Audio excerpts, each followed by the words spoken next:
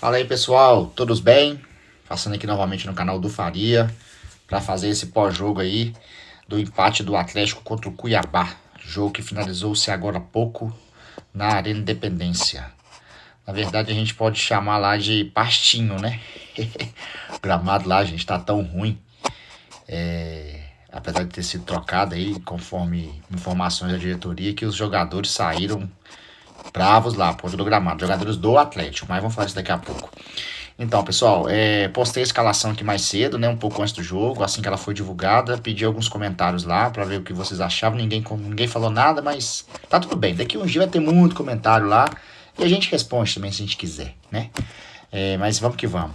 O Atlético entrou hoje com um time totalmente ou praticamente reserva, né? Eu até não concordei com todas as que o Milito fez. Por exemplo, o Mariano, eu acredito que não precisava ter entrado. Entrou muito mal, inclusive o pênalti que o Atlético sofreu lá de empate do Cuiabá. Totalmente culpa dele, infantilidade tremenda, jogador veterano, experiente, fazer um pênalti daquele não tem justificativa. Mas eu teria entrado com o próprio Saraiva logo de cara, ou até mesmo com três zagueiros, porque o Mariano ele não tem velocidade para sair como ala e também não marca legal. Então foi uma opção do Milito que eu discordo completamente. E outra que a gente pode discutir também é o Bernard ter entrado, né, de cara e não o Matias Zaratio, pois vem apresentando um futebol muito abaixo aí e poderia ter sido opção aí o nosso Matias Zaratio. Mas aí no primeiro tempo o Atlético conseguiu sair com 1-1, né? Fez o gol de pênalti primeiro, depois o Cuiabá empatou. Um jogo muito morno. E no segundo tempo o Milito já promoveu algumas mudanças. Logo de cara aí ele viu a besteira que ele fez, tirou o Mariano e colocou o Saraiva. E ao longo do segundo tempo também entrou aí com o nosso Scarpa, Paulinho. Entrou com o próprio Zarate mais pro final e com o Cadu. Cadu que novamente perdeu 2 gols aí debaixo da trave. Uma delas uma cabeçada na trave, outra com a boa defesa do goleiro Walter. Mas são momentos assim que o Atlético tem desperdiçado aí as vitórias ou tem perdido os jogos, né? Por falhas individuais.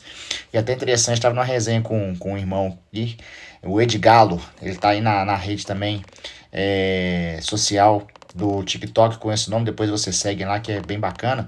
A gente estava numa resenha aqui sobre essas condições de o time estar sendo mal treinado, é a defesa dele, né? A gente sempre comenta essa justificativa que ele sempre dá. E na minha opinião, em alguns momentos sim, mas na grande maioria das vezes o Atlético tem perdido pontos, perdido jogos, deixado de ganhar outros por falhas individuais.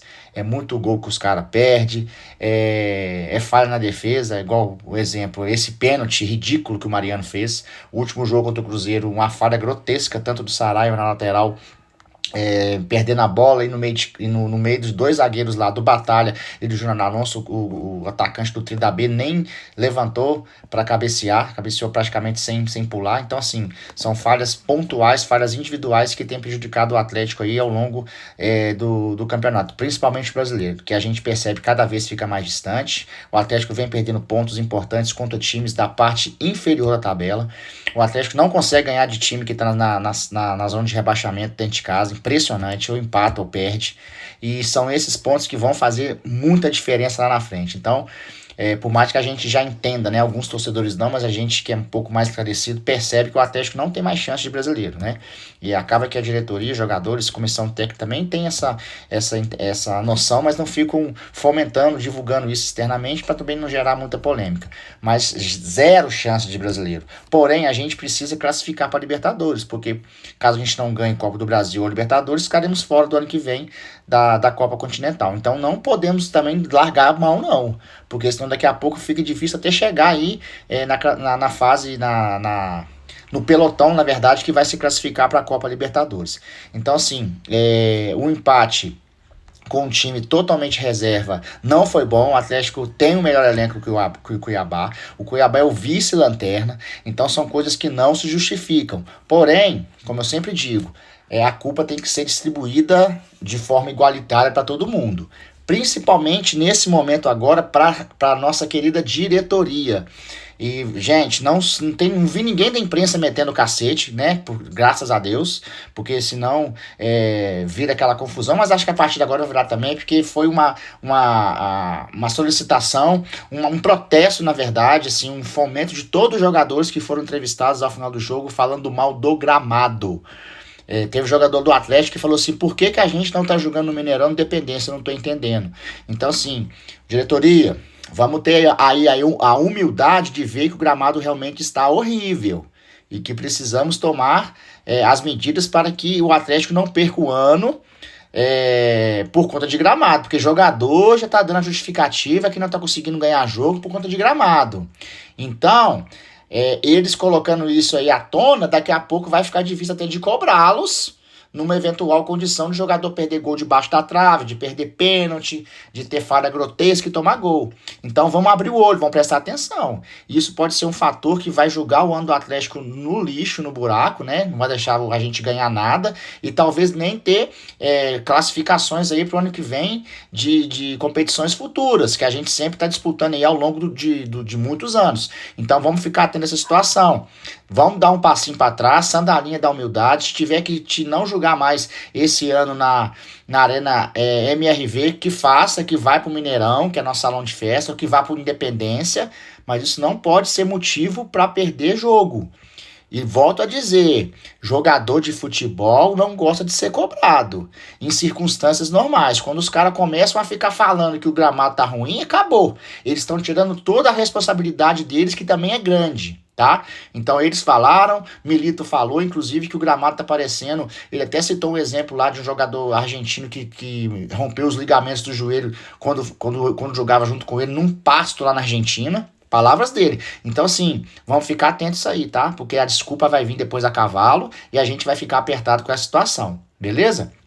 Mas contudo, pessoal, o resultado não foi bom, já falei, e agora a gente tem que juntar os cacos, né? Os jogadores aí, os titulares estão descansados, tá? Descansados, Milito aí poupou todo mundo, então vamos pra guerra, né? No bom sentido, na terça-feira. É o jogo do ano do Atlético.